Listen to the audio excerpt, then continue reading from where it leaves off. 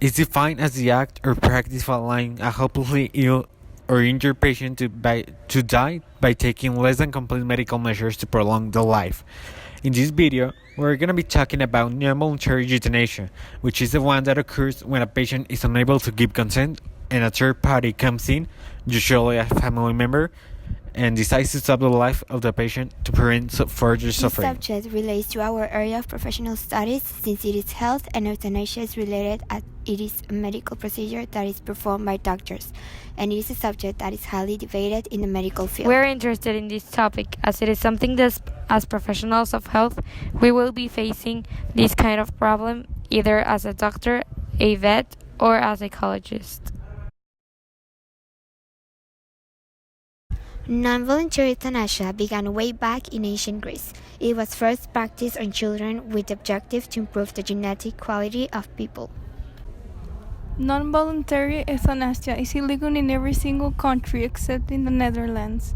Thankfully, there was a law change that led to a decrease in the use of non-voluntary euthanasia since voluntary euthanasia was legalized.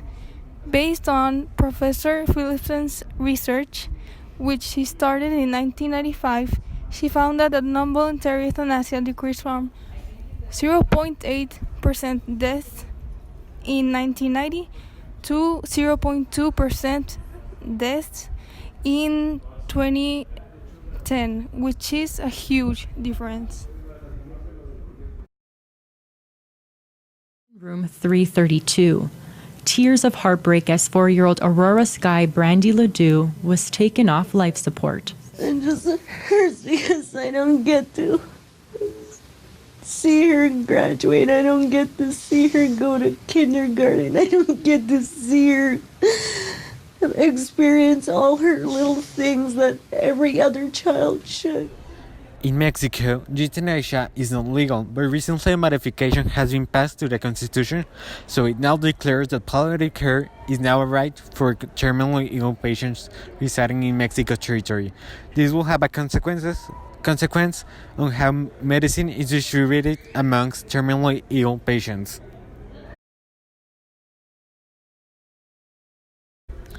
It is an important topic because it completely disregards the person's consent. They don't have a say on choosing to live or die.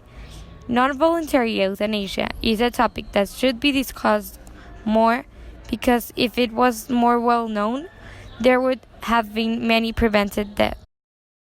The ethical dilemma that exists in non-voluntary euthanasia is mostly about consent and the amount of power a third party can hold over the lifeline of a patient.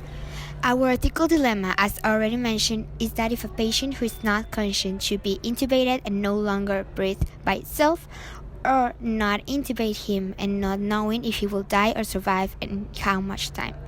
So, is it okay to prematurely end someone's life to prevent future suffering?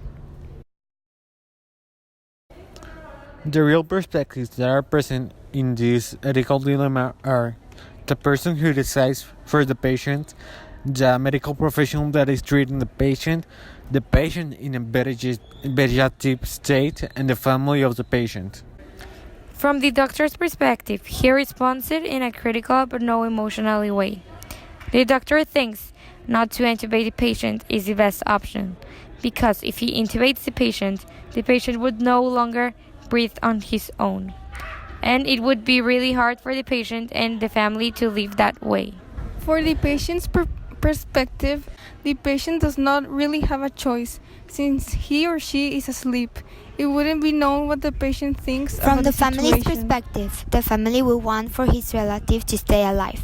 Because of this, they will have the choice of intubating the patient. The family most of the time take the decision that makes their relative stay alive. They wouldn't want to lose him. Before researching this topic, we didn't know what this topic was really about. When we first heard about the problem, we were amazed and really interested to continue researching about it. However, it was kind of hard to find information on euthanasia, since there are a lot of types, and non-voluntary euthanasia is illegal in Mexico, so it was really hard to find local cases about this topic. It is important to have ethics in the health industry since the decisions that are being made are taking actual effect on living organisms in life or death situations, meaning that any decisions that are taken will have a long-term effect on a person. With this ethical dilemma, we found out and learned there are many difficult choices to make in life, and many of them will not have perfect and good consequences for everybody. You just have to apply your ethics to make a choice.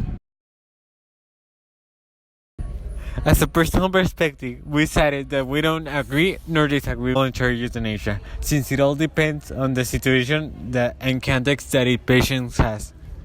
For example, we disagree with non-voluntary euthanasia when the patient has been suffering for a short period of time, and we agree when prolonging the patient's life will only bring suffering to the terminally ill patient.